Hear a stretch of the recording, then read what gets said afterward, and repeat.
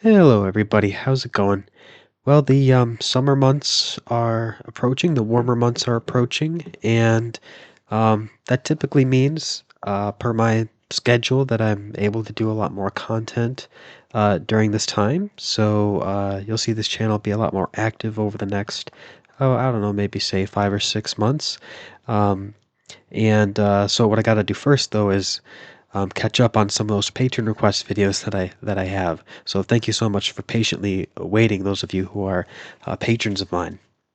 And for those of you who don't know, if you become a patron of mine, patreon.com/classicaltheist, you can request a video on a topic about theology, philosophy, something like that, and I will do it.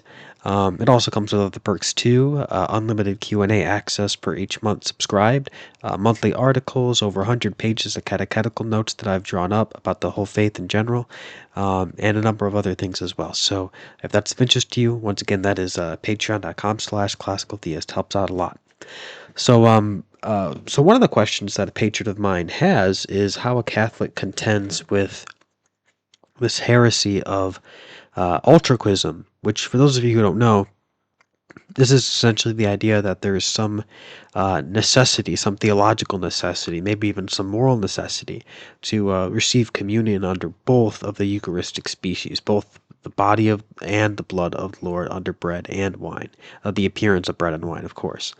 Um, just to provide a little bit of background, because I think what you find historically is that um, things like political factionalism ended up making this controversy much more significant than it really is, in my view, from like a theological standpoint. Um, Ultraquism was uh, to that end, it basically emerged during the Hussite movement in the early 15th century, and the idea, again, basically rooted in the idea that lay people should receive Holy Communion under both kinds, the appearance of both bread and wine, rather than just the host. Um, which had, of course, ended up becoming more the standard throughout the Middle Ages, since communion under both species was, of course, the more ancient practice, both East and West. Um, Now, the term ultraquist itself comes from the Latin sub utraque specie, so quite literally meaning under both species. And as I said, this emerged as um, a proto-Reformation movement led by Jan Hus, under the influence of the writings of Wycliffe, and after the execution of Hus, this really ended up being much more of a political issue than a theological issue. And as time went on, becomes a catalyst for the Hussite Wars, and even after this, still remained a pretty constant source of theological controversy and political controversy too. But of course, this isn't meant to be a video about history, but about the theological problems with the idea itself. So let's delve into that. Um, well, first and foremost, let's address it from the most straightforward or obvious perspective, and then that would, of course, obtain to, or pertain rather, to the doctrine of transubstantiation itself, which I think is undermined by this doctrine, which should, of course, come as no surprise to us, given how steeped in Protestantism ultraquism is, and from a historical perspective.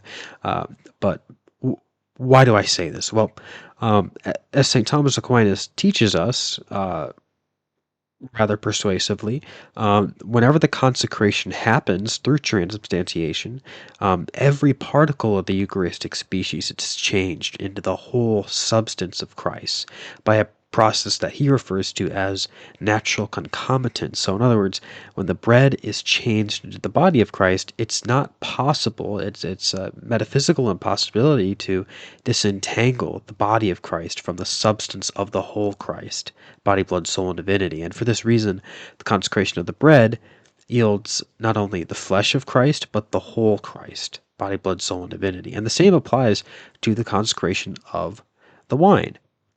The same applies to the consecration of the wine. The real presence of Christ um, is uh, present whole and entire under every particle of both species, because it's impossible to metaphysically disentangle one from the other. The real presence of Christ, therefore, can and must um, be distinguished from uh, the sacrificial action of sacramentally separating the blood from the body. These are distinct acts in the liturgy, so we have to understand them with a different set of even metaphysical categories. Um, so as far as the changed substance is concerned, as distinct from the sacramental action of manifesting the sacrifice, there is no such separation between the body and the blood.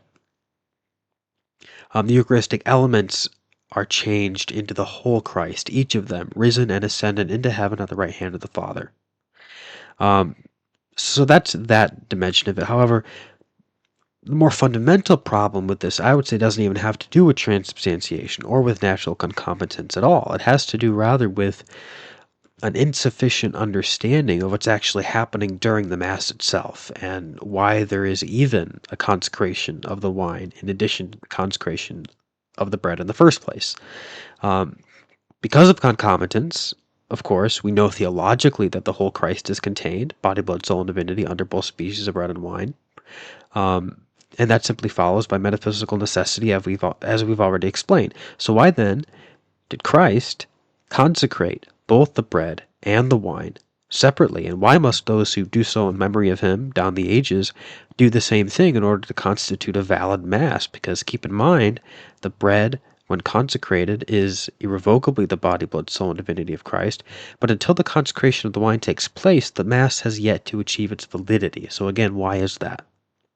Well, the reason is that there's something that is fulfilled in the double consecration of the bread and the wine quite independently of the faithful's reception of Holy Communion, and that is the Eucharistic sacrifice itself, the sacrifice of the Mass.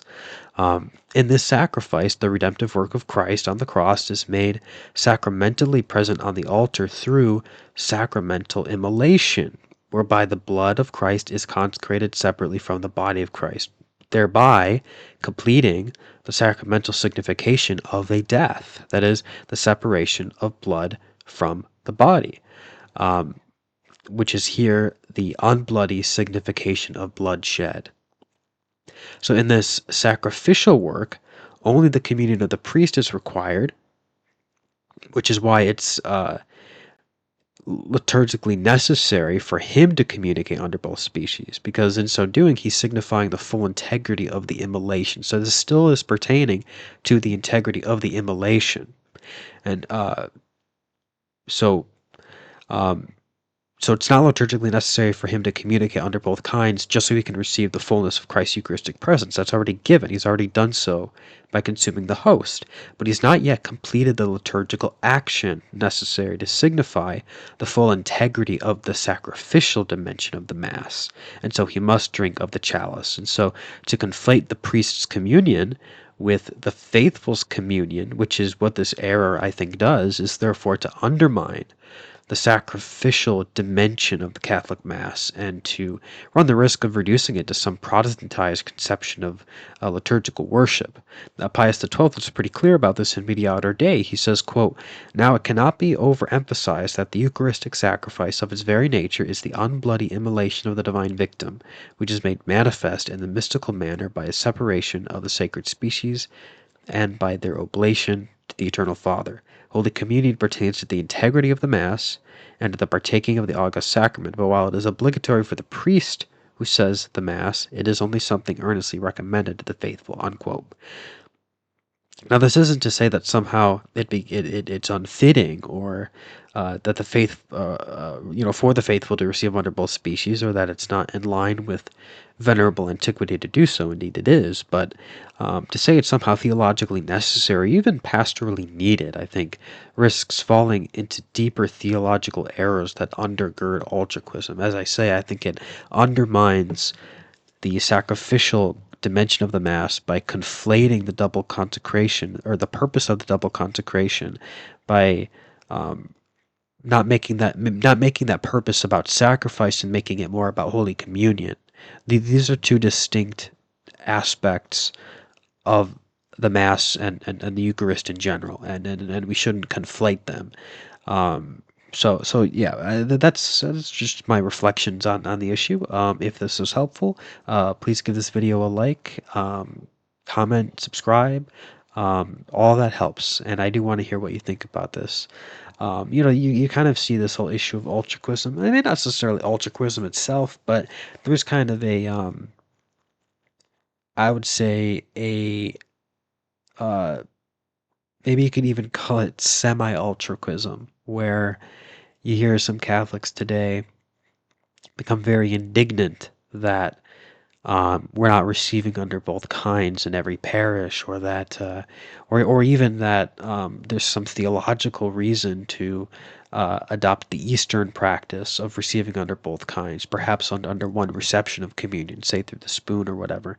And while I understand the symbolic importance of it, right? The symbolic significance.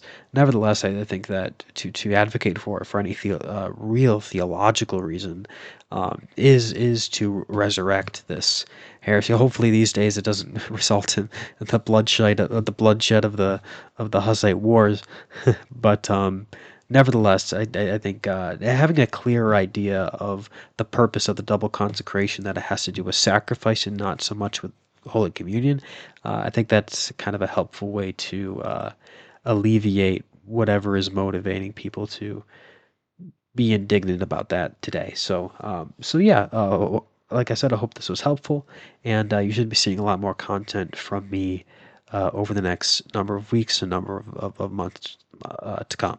So God bless you all.